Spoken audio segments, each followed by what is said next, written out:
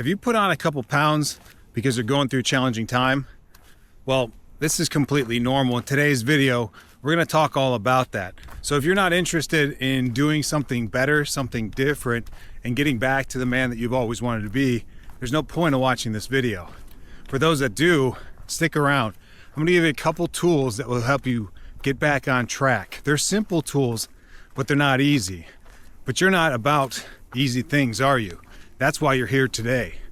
So it's all normal when we're going through challenging times as men to fall away from those things that support us the most, to move away from the things that bring us health, that bring us strength, that keep us moving forward, becoming and working on every day being the man that we want to be. If you're not interested in doing that, there's no point of being here. But if you are, that's why you're here. That's what you're listening to. That's why you're sticking around. The simple thing is we got to do hard things every day. That's just who we are as men. Often, most people look for that easy life, that simple life. They give up their whole life, matter of fact, to wait for and to work towards retirement. The sad thing is we got to live our days like it's the last, every one of them. And there's no guarantee for tomorrow. That's the big reason why.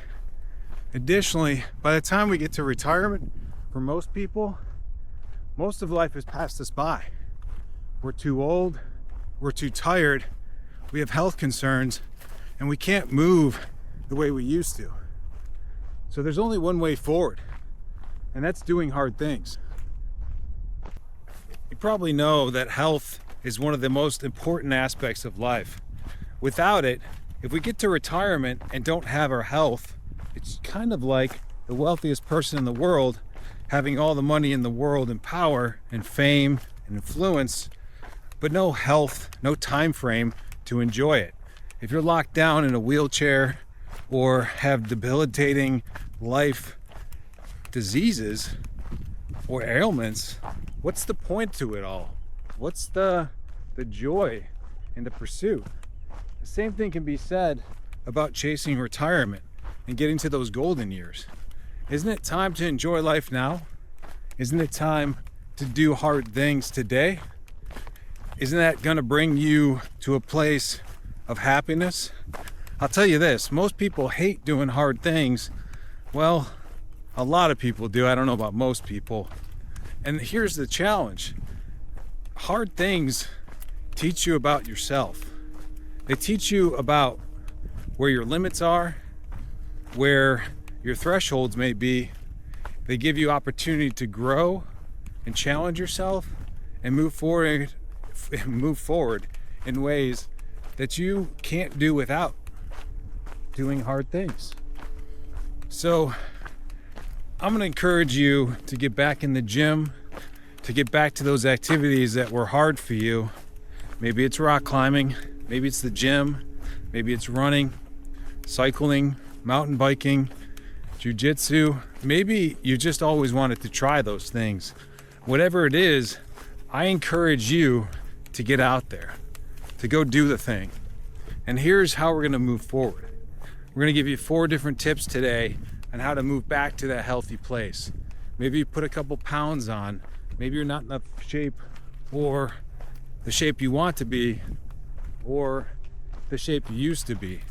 That's no reason to give up. That's no reason to throw in the towel. That's no reason to call it quits. What it is an opportunity to find yourself again, to see where those challenges are in your life. Yes, the goalposts have moved and they're a lot farther nowadays, but that doesn't mean it's over. So here they go. Number 1, to get back to that healthier version of yourself, I want you to start by tracking your food. You can do this in numerous ways. I want you to think about this whole progression here as a progression. It's pretty easy when you look at it that way. Every step you take forward is moving you closer to the you that you want to be. Every progression, every cycle, every opportunity to learn and grow, that is another opportunity for you to get better, to hone your skills, and to become the man that you want to be.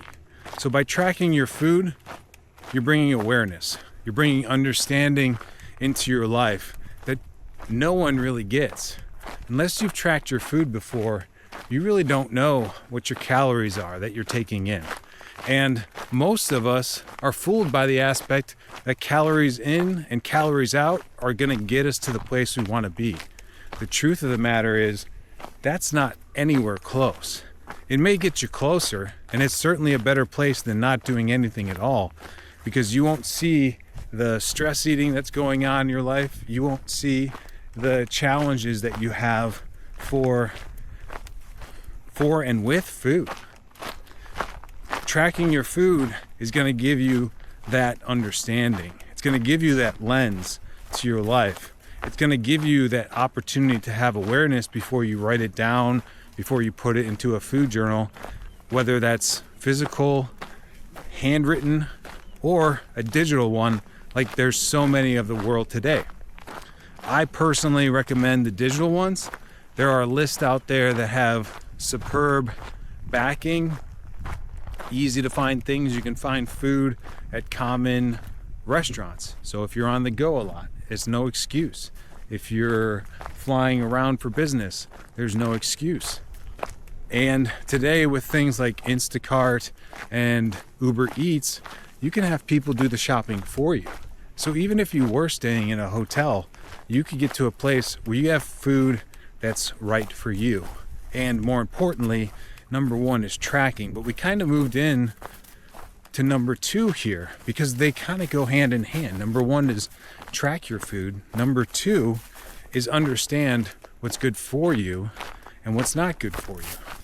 It's pretty simple and pretty easy. If it grows on a tree or from a plant, it's probably good for you. If it's in a package wrapped in some kind of synthetic material, it's probably not. Biggest thing here, processed food and unprocessed food. Are strawberries as good as a plastic wrapped mini pack of crackers and cheese? Well, probably not. So understand your food. Understand what's good and what's bad. Understand what meats have high protein, high fat, high carbohydrates in your processed foods, and which ones don't. The biggest thing here is that understanding your food should get you moving closer to a more accurate counting rather than calories, but actually macros. See, macros are going to tell you your fats, it's going to tell you your protein, it's going to tell you your carbohydrates. And that is really where you can hone in, regulate what's good for you, building you, and what's not. So number two was understanding your food. Number three is, hey buddy, how you doing? Nice to see you, my friend. So number one was tracking your food. Number two was understanding what food is good for you. And we touched on macros slightly, which is really the way forward versus calorie counting. Number three, I want you to understand the 4 phases of strength training. There's 4 different phases of strength training, and I'm gonna leave that to another video where we can dive into it deeper. And number 3 is all about working out less and understanding the 4 phases of strength training. This is important because many men, when they get back to the gym, they want to go as hard as they used to. They want to push as hard, they want to lift as hard, and what ends up happening most of the time is they end up getting hurt.